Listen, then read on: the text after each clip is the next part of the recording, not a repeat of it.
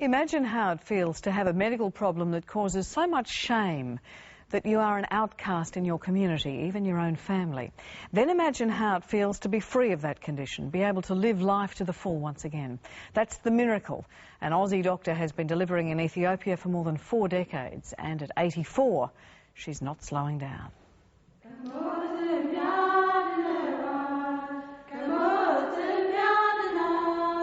We went there for 3 years originally, and then we were met by these destitute, appealing young women who had had an injury in childbirth, and their plight was so serious and so sad and so heart-rending that we could not leave them.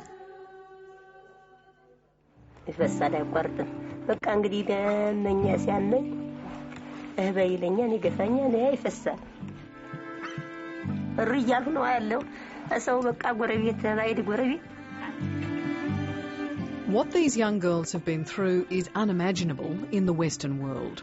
For them, childbirth was a days-long terror which left them with devastating internal injuries.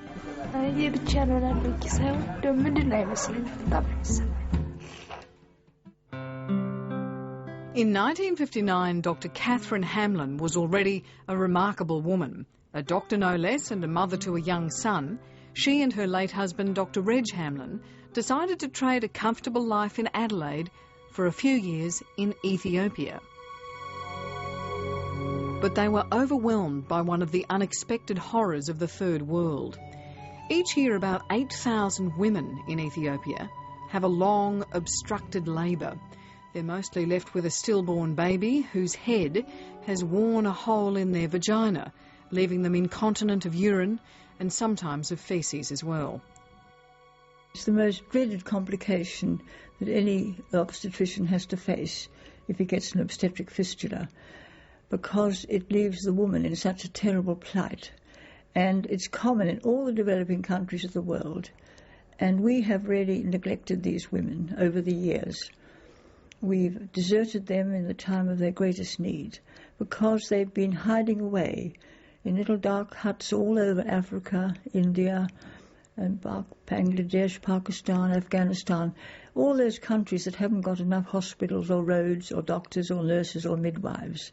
Only the village women, only to attend these women in the villages, rural Ethiopia. And when you say hiding away in huts, they are of course hiding away in the huts because they're ashamed.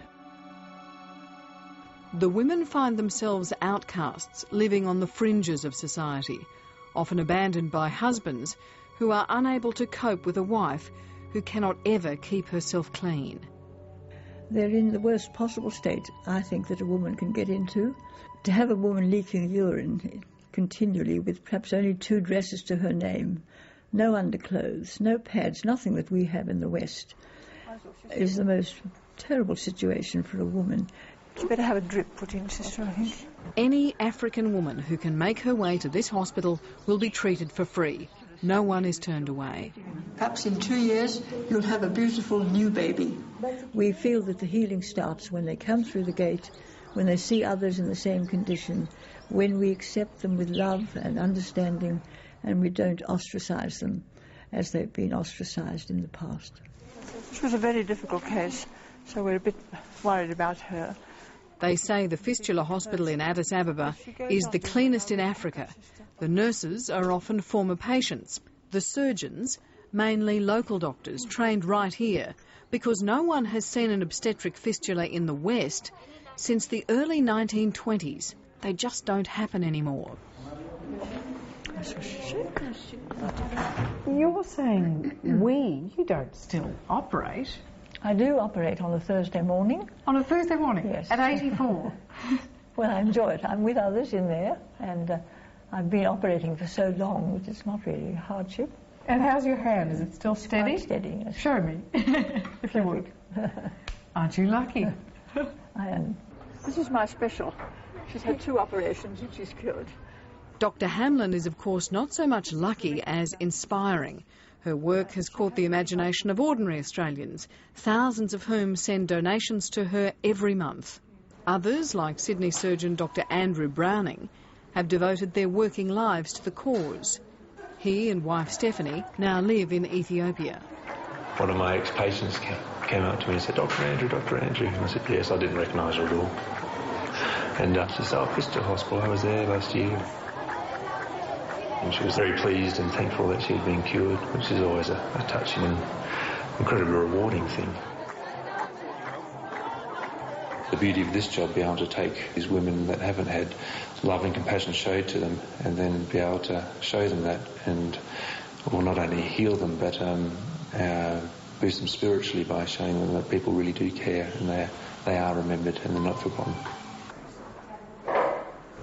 And how many women are all up in all the years? Oh, 30,000 altogether. So 30,000 lives transformed in your working life there. Yes. It's quite something, isn't it? Well, I think if they were lined up, it would be quite a big number. Oh, this was just in the early days. This was Some of them have been treated at 3 new fistula centres in regional areas. 2 more are due to open this year. This is just the entrance to the hospital as it is today. I planted those lemon-scented gum trees because I wanted the lemon scent. And here's why they're needed. This young girl had lived alone in a hut for 9 years with terrible injuries before she was rescued by one of Catherine Hamlin's doctors. The smell was so terrible that she could hardly go into the room, and she was draining urine and bowel contents into the bed. She had bed sores right down to the bone at the back, and she was crippled from lying curled up. She couldn't straighten her legs, she couldn't walk, and she wouldn't speak. She was like a dumb patient. This girl, like a small number of patients, just can't be cured. They need ongoing care and are invited to live here at Destemenda, which means Joy Village.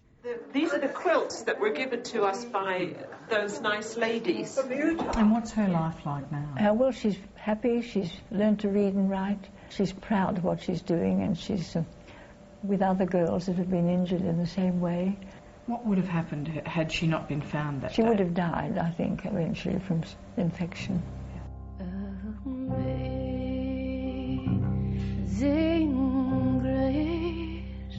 After more than 40 years in Ethiopia, Dr. Hamlin is now returning to the work which first drew her to Africa, training midwives.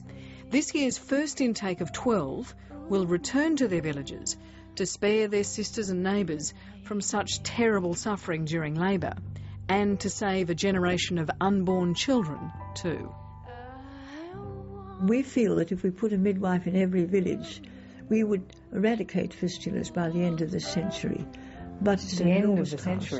Yes, it's a long, big task. It might be before. If we had some men of wealth and goodwill that would flood us with money, then we would build more antenatal clinics all over the country. You're obviously a very patient person.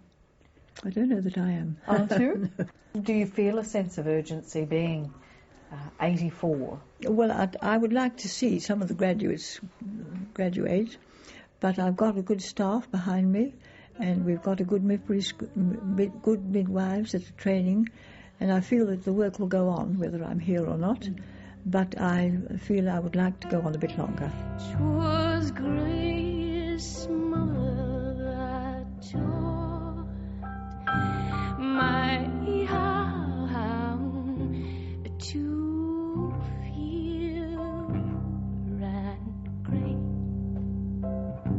My fears relieved, I am precious. Wonderful women all. Those beautiful pictures of Ethiopian women from the documentary A Walk to Beautiful. If you would like more information on how you can help Dr. Hamlin's work, just go to www.fistulatrust.org.